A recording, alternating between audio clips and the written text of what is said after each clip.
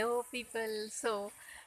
Like I said, I've been watching a lot of movies on Netflix, and you know, uh, there's this Telugu movie called Hey Baby that stars Samantha Ruth Prabhu, and it is such a it's such a different film. It's maybe because it's an adaptation of a Korean blockbuster or whatever. It's about this old uh, the script is basically an elderly lady who gets to relive her youth. I mean, she's magically transformed into a 24-year-old.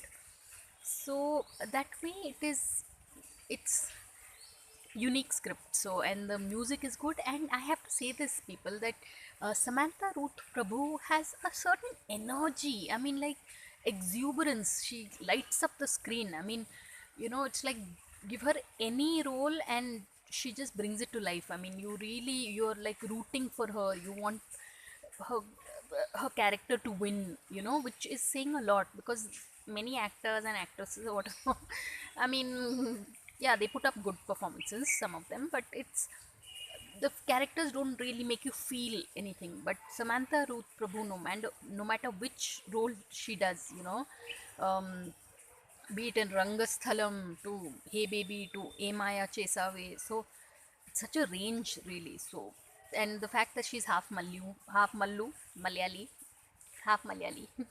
So I like this personal pride that I feel.